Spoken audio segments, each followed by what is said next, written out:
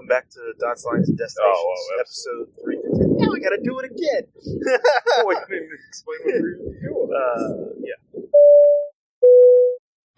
You're listening to Dots, Lines, and Destinations, a travel podcast with hosts Stephen Seagraves, Fosma Moon, and Seth Miller. Welcome back to Dots, Lines, and Destinations 352.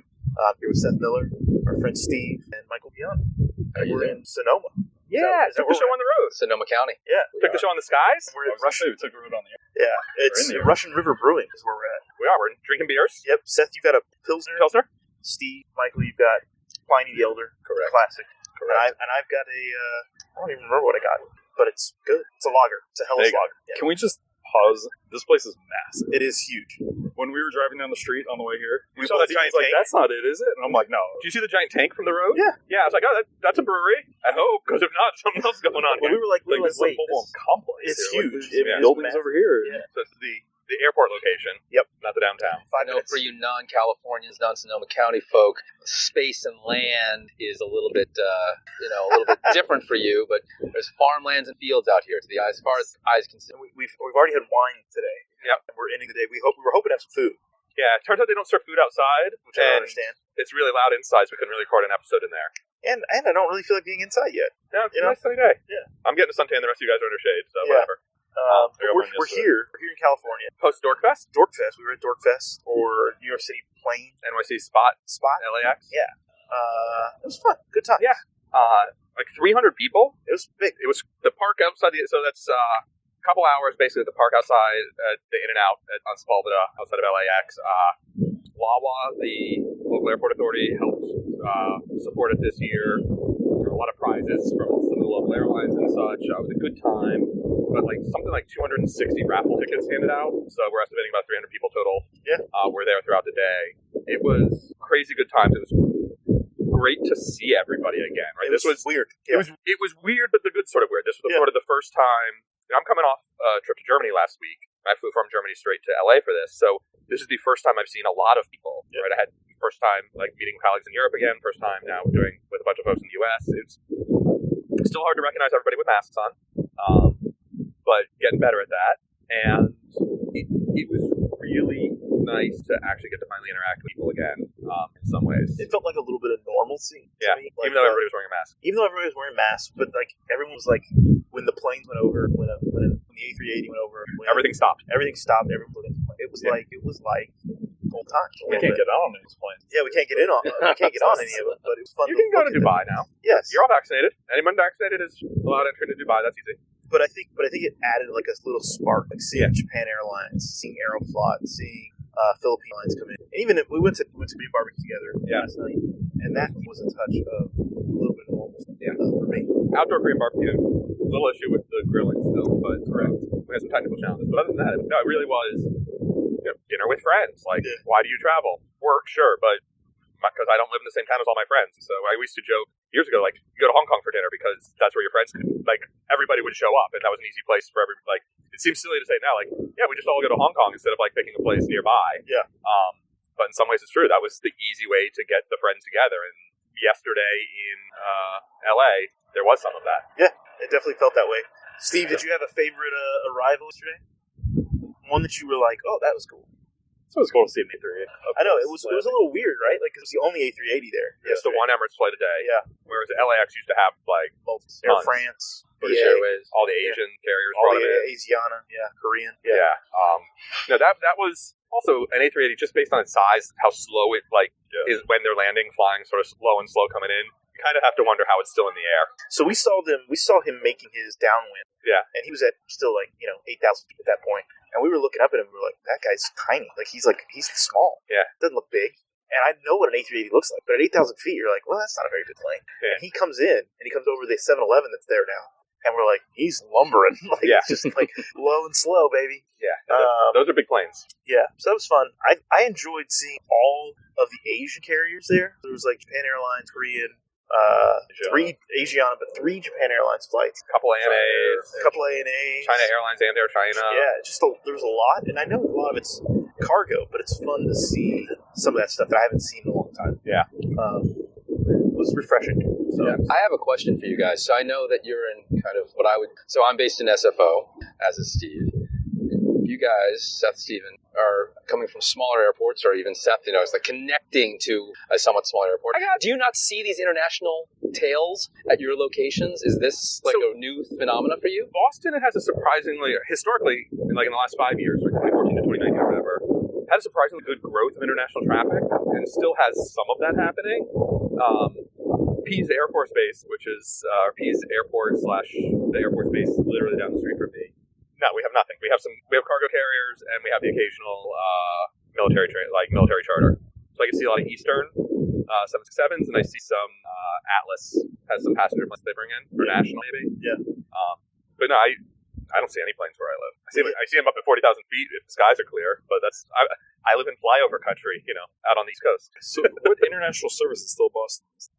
I flew Swiss over to Europe last weekend. Lufthansa has Swiss was a 330. Lufthansa has a 330 to Frankfurt and a 350 to Munich. British Airways has a few flights. Head to Asia. There is some Asia service still. I think JAL was at the gate, but the jet bridge was pushed back, so they have enough room they can park it and not have to tow it away. Turkish, which is technically Europe, but close enough to the Asia side. Emirates still is flying. Qatar is not. KLM is. Air France is. So a lot of them are down to one a day in smaller planes than typical, but there is still connectivity has come back. So we have some options. I think Korean had come back at one point. I'm not sure if they're still back. That route was supported by cargo. That route, especially pre the China trade war tariffs situation, was carrying so many pounds of lobsters via Seoul into China and elsewhere. Literally, they've said that's how they're making their money. Wow. And the passengers on board were an added bonus. Wow. So we've got some international service. If I'm willing to take the bus down to Logan, I can actually get a surprising number of places pretty easily. So we're the only thing we've got going right now is Iceland Air. Really? Still, even at this juncture? They just restarted. Okay. The service. Yeah. It's 3 days, 4 days a week. Delta hasn't brought back any international service? Delta hasn't brought back anything. Supposedly, Portland Seoul is coming at the end of the year. We'll see if that actually happens. Portland Narita is supposed to come back whenever Tokyo reopens or Japan reopens. But I'll be interested to see what they actually do with that, if it goes to Haneda or what. And then there's someone else that I saw the other day. I mean, we still have Volaris down to Guadalajara and a bunch of... Did you get Condor? Condor hasn't come back yet. They're supposed to, but they don't come back yet. They haven't come back yet. And then we have Alaska has a bunch of flights to Cabo, other places in Mexico. How about Air Canada? Anything going up? Oh, we do have Vancouver. That's open again. That's back open again. From what I've seen, the loads are really, really light though. I just think since Canadians can't really come in, I think it's still the plane's pretty empty. Yeah. So I think a lot of these international restarts scheduled for the fall are a pipe dream, either optimistic or just I haven't gotten the chance to delete them from the schedules yet.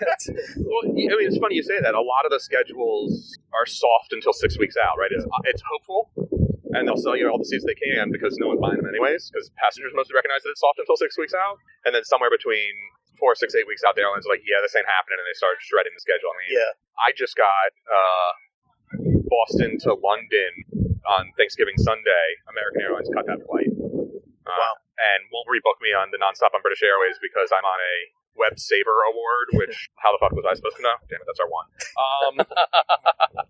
Everybody else behave now. That was how was I supposed to know that? But they wouldn't rebook me on the nonstop. They're going to force me to connect, or I have to pay. If I can find space on BA, that's great, but I have to pay the higher YQ, the higher fuel surcharge. So it's it'll be $600. No, it was actually only about $200, and somewhat surprisingly, it was 8,000 fewer points. Oh.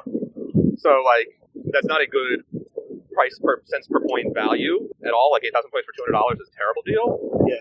But I may just suck it up because that's the day I need to travel, and I really would prefer to be on the nonstop than flying down to Philadelphia and dealing with that. Yeah. But their whole "we can't do it" thing was I'm like, sure you can, just change the fare code. You have the computers to do it, and they're like, no.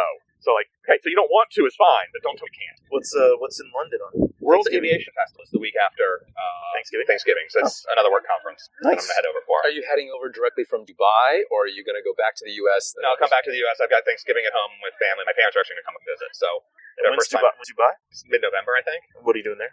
Dubai Air Show. I'm moderating some sessions. Is the air show actually going to Dubai Air Show is happening. November 11th to 17th or 14th to 17th, something like that. I mean, maybe I'll come. I've never been to Dubai. Okay. I can get you in. There you go. Oh, wait, is this an open invitation? I'm exceptionally good. Yeah, you want to come? I'll get any of you guys credentialed as journalists. I am so jonesing for an international trip. I have not been since January 2020. Yeah, but Steven's not going to come no matter what, so it doesn't matter. Don't ask me twice. You know I will this is show the difference. up. I will extend you. I'm pretty sure I can get you journalist credential extended. You just have to be careful while you're there to, act like a journalist. You've got your Yeah, going to go Oprah with this. It turns out that, there's limits to it, but it's actually not that hard if you actually show up and actually say smart things. So, and I trust you can. But because we're in Sonoma today, we got here. We flew here. Yeah. Michael drove up, but Steven and I flew up on a Velo. First time for all of us. Yep. A little bit of drama. We were concerned with the flight schedule stuff, but that's less important. What did you guys think? Mildly surprised, underwhelmed. Which underwhelmed is a good thing, I think, in this case. Like underwhelmed because there wasn't the drama you were hoping for? No, I think underwhelmed, it wasn't as low cost carrier-esque as I expected. And maybe that's because of how they do things. Like they do everything on the web, so you pay for your bag beforehand, you save money, and so the check-in experience, there was me in the line. Yeah.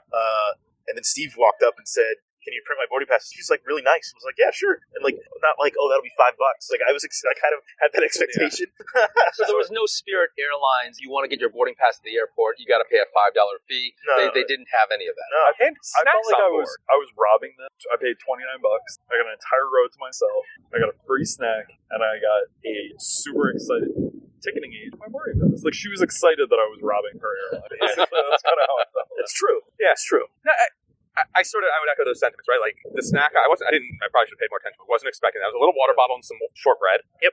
For those who perfect fine. Obsessed over the Walker's shortbread in the Continental Presidents Clubs back in the day. It was not Walker's shortbread, but it was Lorna Doone. It was, thank you. I don't remember the name, but it was, surprising that it was thinner, not the thicker Walkers, but they were fine. They had the buttery flavor, they were shortbread.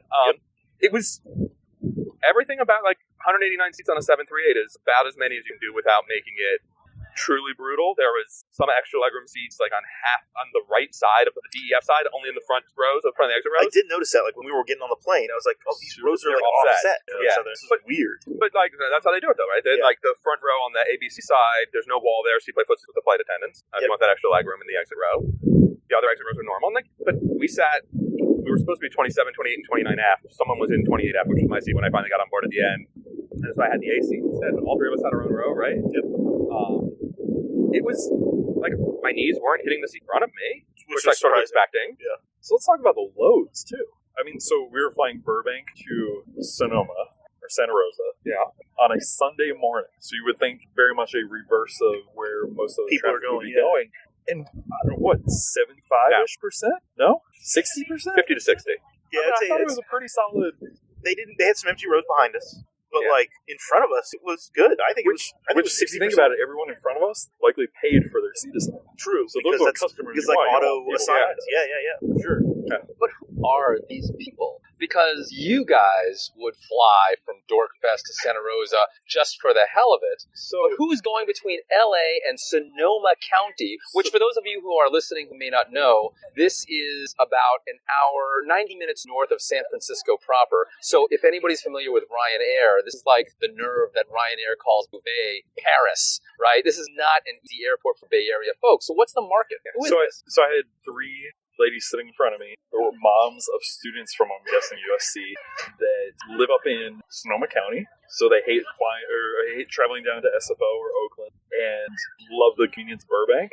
And these ladies are talking about how they have booked their monthly visits down to see their kids in school out through January and February this year. On a Velo. Yeah. Wow. And so they're saying to the flight attendants, I'll see you next month. I heard that, yeah. Yeah. Super excited for those two that were sitting they're 2 rows ahead of you and talk the entire flight. But granted, they also did talk about how they don't pay for the seat assignments or the bags or anything. But $29 about the $29 I know you're going down the for the ideal weekend. customer. $29 for the weekend, though. Could you beat it? Like, it's better. Not with a stick. It's better than driving, right? Like, it makes the $29 is cheaper than. Forget that it includes the airfare. It's cheaper than just driving to San Francisco or Oakland and parking. And I mean, it wasn't bad. It wasn't. There's nothing amazing about it, but it was an hour flight. Like, I don't. It's like this intra California commute to me seems like it's actually pretty right for some low cost carriers, and that's maybe where Southwest is like. Sacramento to Oakland, Sacramento to LAX or Burbank. Sacramento to Oakland. I think they do fly it, actually. Really? Yeah, I think so. I'm going to play producer here and cross-check you while we're still talking. I'm going to go with a no on that one. No, I don't think so. Maybe they don't. Maybe it's Fresno to Oakland. Well, I do know that there is a PDX SMF on Southwest. There is. I mean, so it's not an unreasonable... Yeah. Well, let me ask you this. This is the question I have, and this is the question I would have as the California resident. Well, Steve is also a California resident, but ear-ups. Right, things wrong. What's the likelihood of things going wrong? Seth and I were having an interesting conversation in the car about how Avelo is essentially running two separate airlines, East Coast and West Coast, and ne'er the twain shall meet. Yeah. So it's not like a question of having to position crew, having to position aircraft, but what happens, heaven forbid, should we get the, Steve was joking about how there was a thousandth of an inch of rain this morning up in Burbank. It's like, what? Rain on the ground in September in California? How does this happen? Can they get the performance? So what happens in ear-op situations here? Your flight is canceled. Yeah. So there is certainly risk there. Not only your flight, but the day. 6-8 1-hour segments that they have planned for the rest of the day for that aircraft. Yeah. So I mean, it's certainly a domino effect that there is no recovering from. Yeah, and your recovery is like, well, we don't fly it every day, so 3 days from now we might have a couple seats still. And I think that will only get worse when they ramp up their East Coast service and move, I think, at least one of the aircraft that's currently operating West Coast to the East Coast. So they're supposed to be getting additional aircraft. They have 737-800s out west. They are operating one 700 series out here now, but I think that's mostly for familiarization, certification, and whatnot. But the 700 is going to fly out of New Haven. So they're going to keep the 800s out here. They do also still, right, they are the leftovers of Extra. Yeah. Was the operating certificate that they bought to start Avelo. So they are planning to keep the charter services running. That's a big part of their business also. And it was actually the tail numbers. Our tail number was XT. Like the last 60, they didn't even change them. Does it seem backwards that they're putting the smaller 700 East Coast where there's unlimited demand between New Haven and Florida? Yeah, and they're putting the runway 800s. Okay. Now, the runway length of New Haven. Right. And the runway in New Haven is smaller than Burbank. Yeah, Burbank is 6,800 feet. I looked them up this morning. Burbank is 6,800 feet. Santa Rosa is 6,000, and New Haven is 5,000. I think it's 5,000. And they're trying to extend it to 5,500, and finally got a Supreme Court ruling that says they're allowed to. And so just keep process the fact that it took the United States Supreme Court to rule on that. So 30 years from now, they might add a couple hundred feet. They're actually working pretty hard on it, but it's really just add like 400 or 500 feet, where then they would probably be able to start flying the 800s over there as well. Breeze at one point said they could fly their A220s out of there with no performance impact. So yeah, I mean, the 700 for a 2-hour flight, I think is pretty much perfect for the runway length, especially if they fill it with college kids going to Florida. I mean, it is a little weird to me though that it's not they're not using more 700s on the West Coast because of hot during the summer. Some of the altitudes as you get in. I mean, Santa Rosa, I think is at like 1,000 feet or something, 2,000 feet maybe out here. I can't remember what it is, MSL. So I think there's a need. And then you even go into like some of the places they fly, like Eugene, or they fly to Pasco, Washington, high and hot destination. I could see them needing 700 to do that. I mean, these only by the way, 128 feet elevation. 128. Okay, I was off. So the internet says. That's why I'm not the producer. These city pairs that you're mentioning, I asked Seth this, and I'd love to hear other opinions. But what is the market for these city pairs? Who is flying? You mentioned apparently USC moms going down to Burbank, but honestly, who is going to fill these planes? So they talked originally when they launched on the West Coast, they talked about national parks, and so that was a big appeal, I think, during COVID, that people wanted to explore the U.S. and national parks. But I agree with you. I mean, is that a sustainable model? I mean, like let's take out the 3 women who were flying Burbank to Santa Rosa. Yeah. Like, who else was on that plane besides us? There was families. 65 other people, and I have no idea what any of them were doing. And I think for a lot of people, it's avoiding SFO in Oakland, San Jose. Like, they're just like, I don't want to fly there. I'm halfway between the two. But this isn't an alternative to SFO. If you live north, if you live more, like, if you live vaguely on this side of the Golden Gate Bridge, it's got to be vaguely an alternative now. If your alternative were Oakland or... And let's let's say you lived between the two, halfway between the two, Oakland or here. Would you go here or Oakland? I think Oakland, because you can go to so many more places. Yeah. You know, there was an interesting, I don't know if this is verboten to say, and if you need to edit this piece out of the podcast, let me know. Gary Leff, View from the Wing, wrote a piece the other day about the interesting way that one airline is identifying routes, and it's based upon phone records. You know, identifying like, oh, people are calling from location X to location B. So maybe there is this hidden market of north of San Francisco that doesn't want to cross a bridge or pay a toll to get to SFO and deal with the traffic, and is willing to come up to Sonoma County to get to SoCal. Maybe there's a hidden market that has been yet unidentified. And to be clear, right, like Sonoma County, Santa Rosa Airport is building a new terminal. Like, as part of all of this that's going on. Yeah. Which I'm sure there's some demand, like Portland has flights, LAX has flights, Seattle has flights. There's people coming to Santa Rosa. How many people justify the terminal? I mean, if you're making a full 737 every day, like I guess I get it. I'll put out a little pitch to your listeners to do a quick Google search for what the Santa Rosa Airport looks like right now. It's, I mean, I don't think we should You should also spoil it, Yeah. but I mean, just taking some pictures. I felt like I got out of. I felt like it was like getting out of a bus terminal. I've been in nicer bus terminals. Yeah, I was going to say that's I overstating. thought it was the old Long bathrooms were Beach. clean. It's the old Long Beach. with a couple trailers, and a tent for baggage claim. And the outdoor baggage claim is great. The California way. I agree, but it's a tent. I mean, it's like going to Hawaii, right? Like going to Hawaii. But here's the thing: it's not the Kona, it's not the Burbank, it's not the Long Beach. It's a tent. It's actually not nice. Those are nice versions of it now. And Long Beach only. So let's. I want to ask a question to Steve because it was his first time flying out of Burbank. Was it your first time flying out of Burbank? No, but it's been a while. So it was my first time flying out. I flew into Burbank. Okay. Steve, it was your first time flying out of Burbank. What did you think of this airport? Right, like it's different, right? Yeah, it's quirky. I think from the outside, you kind of get this like nostalgic, historical sort of feel. And man, you get inside, and it's just. We were in the B gates. Like an indoor flea market. we were in the B gates. The A gates are nicer, I think. Okay. And by nicer, wow, I don't mean like there's better construction. I think aesthetically they have still the sort of like that classic feel. Yeah. That the airport is known for, but. That's what I remember from when I flew out. Last time I'm almost certain I flew on Southwest. Last time I did it would have been off the other side. But other than that, yeah, it looks like a podunk airport inside, right? It looks very small. It feels like small town nothing, and it does not reflect Los Angeles. Explain. I mean, I think there needs for those in your audience, those in your listening audience who don't understand what the appeal of Burbank is to SoCal or Los Angelinos. Yeah. It's that it is a smaller airport. Yeah, you spend no time in it. It is north of LAX proper, right? North of downtown LA. North of downtown LA, so you avoid the 405, which again, people from not California don't understand what that can mean in terms of the traffic and the hassle of just getting into the airport itself. So Burbank is an extremely convenient airport. Yes. From that perspective, even though you really can't go anywhere international of interest or domestically. To give you an example, I've you can fly to New York City now. You can fly on JetBlue in all economy on JetBlue, but so what? All right. So I have friends that live in Hollywood, North Hollywood, it's Hollywood, but Central Hollywood, and I was talking to them about it, and if they could fly out of Burbank every day of the week, they would because it's 20 minutes away. They can park for $23 a day or whatever at the terminal. Which is surprisingly cheap. Yeah, exactly. By the way, valet is cheaper than self-parking. Very true. Yeah, it's $24 a day for the valet in the outdoor lot. If you want to be in the garage, it's $32. Yeah. Somehow, if you park yourself. So they show up 40 minutes before the flight. They get a cup of coffee or whatever. Yeah. And you can show up 40 minutes before the flight and not feel like you're being rushed. Yeah. Right? At LAX, I'm going to aim for double that tomorrow morning and am cutting it close, I feel like. And they live, like, they have family on the East Coast. So for them, JFK, like, they fly to JFK, and that's what they want to do because they're going to Long Beach or, Long Island and then down to North Carolina so they can take JetBlue the whole way. Yeah. It makes sense. I get the appeal of Burbank. Like, if I'm coming to the LA area, Burbank to me is like, it's easy. Yeah. Unless you're going to El Segundo or Orange County. Or Long Beach.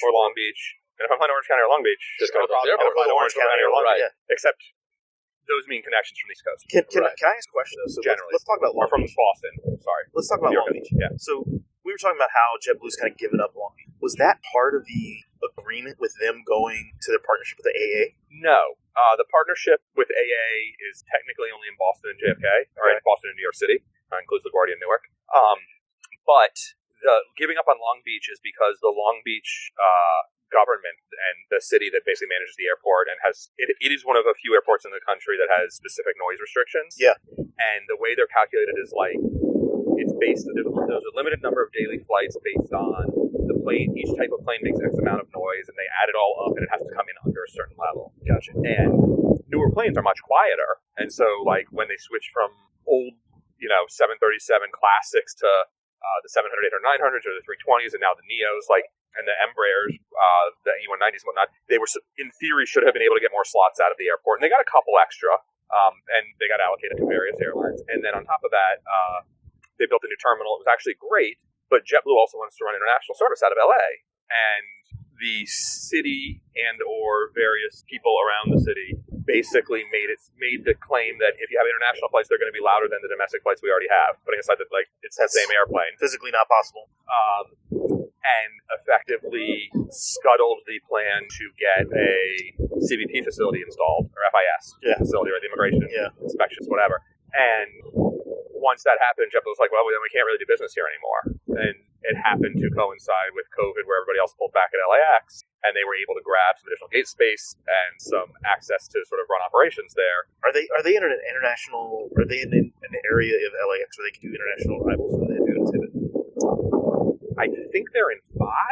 That's what I thought. Then would connect though to Tibbet because there is the underground. There's the underground, but I think they use Tibbet for arrivals. Tibbet for arrivals, and then Tom Bradley. Yes, Terminal B is what Lawa calls it. I guess for Bradley, but and then the others are all numbered. It's super weird. And then they tow the planes over to 5 for the departures. Gotcha. And so the underground terminal doesn't help enough because you're outside security. You just walk over if you got a onward connection. Gotcha. But they've really done an interesting job of adding a ton of service. Way more routes, way more flights, way more connections out of LAX than they ever had at Long Beach. And part of that is access to run more flights. Part of that is demand is higher. Part of it is that yields, the fares are higher out of LAX. Even before Southwest grabbed some slots at Long Beach, the fares at Long Beach were just not good. Well, I mean for airlines, they were great passengers. Because here's the thing I was going for. Like, JetBlue used to offer Portland, Boston, Portland, JFK, Portland, Long Beach, and you could do Portland, Long Beach, East Coast. So anywhere they flew out of Long Beach, East Coast, you could do. Yeah. That's all gone now, and they don't really offer the connections via LAX. Like, they don't even offer a Portland LAX. That was one market I feel like they dropped. They kept most of the others. Okay. But also, that would be nice, like to be able to connect to Mint, to Boston or JFK. Like, if they're selling a connecting if they're selling fare, a connection, which they're really bad at. Also, like, is the market there? And JetBlue really prefers nonstop traffic over connections. And also, to an extent, like, COVID happened and JetBlue's route map looks so massively different now than it did. Like, they fly LAX Richmond and LAX Jacksonville, Florida. Yeah. Who the hell would have ever bet on either of those routes existing? It was from LA to Richmond. Apparently, like 80 people a day on JetBlue. On an A320? Pretty sure, yeah. Wow. I didn't know that. And maybe it's more, maybe it's fewer people. I don't know the actual loads, but like, they're still operating it, so it must be doing something vaguely okay. We'll see what happens after PPP expires and they actually pay the flight crew to do that. But they need something to do with the planes. And like everybody else, they're drawing down in going into the second half of Q3 and into Q4 because passenger loads are down and demand is down. But they're trying all sorts of random stuff, and that never would have happened without COVID. Yeah. Good news, bad news, right? Like, mostly bad news, COVID. But like, it has forced the airlines to try some new and interesting things, and some of them might stick around after. So I want to jump back to Avella briefly. Steve and I were talking on the car ride. It was low ceilings this morning, fog, typical Sonoma. Yeah. Pilot came on. Marine layer. We all made eye contact. Pilot came on. We're going to give it a try. We think it will have burned off by the time we get there. So I have 2 questions. One, I wanted to know what give it a try meant. Like, was he going to make the approach and go, it's a little foggy, we're going to pull back? I assume that there's a go, no-go. There's the markings, right? You can see the markings. Steve looked it up, and the minimums were like 300 feet, 350? 350, 600, I forget. It depends on, doesn't it depend on like the ILS and everything? I don't know if they're doing ILS here. What cat there is. There is an ILS. Cat 3 is, there's like a version that's like no visibility. 3B is like the airplane just lands itself-ish. Yeah, and it's just like probably like Cat 1 or 2. Yeah. So like I remember, sorry I'm distracting you, but like I remember on one of the Star Megadoos we were landing at Seattle, we were landing at Payne Field, and they were like, we got to have 100-foot minimum, and if we don't see it, we got to divert to Seattle because we didn't load enough fuel for a second approach, and that was going to completely destroy our day, and they saw it at like 103 feet or maybe 93 feet in the pilot's bush, I don't know, but like it was after the fact there was some discussion of the significant concerns of like, and if we had diverted, we would have had to pay for buses and all those things, and like none of that was in the budget, and the entire event would have gone to shit in a hurry. But anyway, so we're landing here, and a couple of questions came up. Like, one, the fog burns off relatively fast here in those mornings, so I think they planned for that, right? That's an 8 a.m. departure from they expect it'll be gone by 9 when they get up here. They expect when they get here it's going to be warm enough. But if that didn't happen, say as you get into the summer where the marine layer is a little thicker, whatever, or if that in the deep winter where the sun doesn't come up as early and it's still cold. Exactly. What do you do? Like, where do you think they would have gone, Seth? Do you think, like, does he divert back to Burbank? No. Is that the plan? Oh, I'm sorry. I'm not Seth. This is Michael. I would say, just go up to Sacramento or down to Oakland. I mean, all the way down to Burbank. My God. But they don't have operations. They don't have any operations. But I don't know. It's Reading or back to Burbank. Good Lord. At least on the route. I wonder. And you're not going to Reading.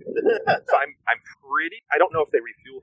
Like, you think they carry it? You think they carry enough fuel to? It's also only an hour, right? Like, they probably have enough fuel they could divert all the way back to Burbank if they had to, or do 2 passes here and then, or 3 passes here. Like he said, we're going to give it a look or give it a try. I agree. I agree that the phrasing was challenged there. We'll hang out for 10 minutes. We'll hang out for 10 minutes. Right, it's a little bit of Hunt for October. You got 5 minutes reserve fuel. We're staying here 5 minutes, right? Like, I mean, these are totally California problems, though, right? It's going to be 2 or 3 times a year where this becomes an issue, where you might have to divert. I mean, the fact that you had even a little bit of rain on the ground today, but it's fun to think about because like they have to think about these things because everyday dispatch has to plan for that. Yeah, dispatchers are thinking about these things. Like if they diverted, I think they had to go back to Burbank. I think they probably would go back to Burbank. I think if they do the 10 minutes, they go back. They climb up, they go back. Maybe it wouldn't be at 30,000 feet, in 8,000 or something a little bit lower, which they get worse fuel economy.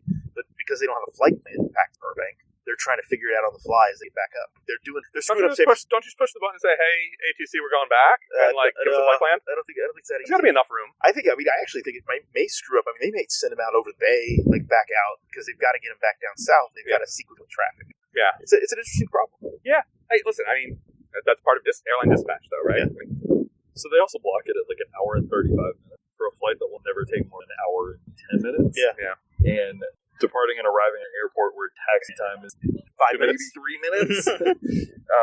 So you also wonder if with the morning departure, I'd be curious to know what the long time is for the afternoon departure. But Like back wonder down. if the morning departure has a bit of padding. Oh, you're saying like in their afternoon or comes a up. later departure to get here a little bit later. Like the 4 p.m. from Burbank to Santa Rosa.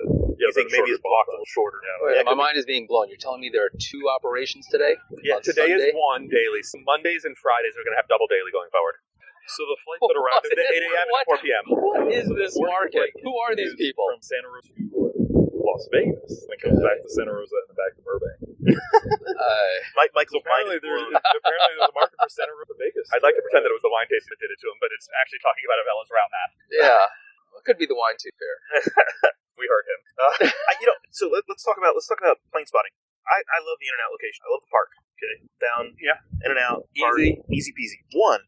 The lighting is terrible. I booked a parking spot at the parking spot LAX Golden, 3rd floor. Let's talk about the fact that cost you like $36 for 4 or 5 hours at most. But to me, it was worth it because I didn't have to park. It was absurd. Parking on the street. The street was full. The street was full, so I needed somewhere to park. Yeah, but how does that work for someone that's actually parking there like multiple days? Oh, it's great. It's crazy. Tangent, of course. Yes, it's crazy. It's insane. But the view from the 3rd floor is a totally different perspective of what you get from on the ground. Better? Amazing. Like we had a much better view of like them landing and like how just the depth perception. You're and everything. basically staring straight out at them. It was great. Straight at them instead of looking out under them. Yeah. And then I want to say like Imperial Hill, which is on the other side of the airport, is a completely different experience even from. So Imperial Hill is mostly departures view. Yep. Definitely. Right. I think the In-N-Out is arrivals view. The lighting at In-N-Out, generally speaking, sucks because the sun is always behind so everything's backlit Yeah. until sunset. Yep. And then you get golden hour, sunset hour, and it is unbelievably good. But if you're at the airport and want a snack and want to see airplanes, your option is the In-N-Out. Yeah. Yeah. And then you, of course, eat an In-N-Out burger, but whatever. That's a different challenge. Those terrible French fries. And half of our subscriber base just like unsubscribe. I'm not paying Patreon for this shit. Worth it, though. I have opinions, and I'm going to tell you about them. No, I think it's a great place to watch planes. I think the photos, other than at sunset, are challenging. Yeah, and I'm not that great a photographer, so I'm sure other people did better with it than I did. I enjoyed Imperial Hill. Yeah. I enjoyed watching. You need a longer lens for Imperial Hill. You do, but I enjoyed seeing like some of the movements around the airport, which you can't really see from. So you get to watch the entire south side. You can see the cargo ramp. It's great. Yeah, and you actually get cool views, and they're way off the distance, but approaches to the north side too. Yeah, cool. You actually see the planes. If you look at it right, you see them through the Experience building. Yeah. Like they fly through the arches. It's pretty neat. And like you can even see them turn base and do all those things because you're so much higher up.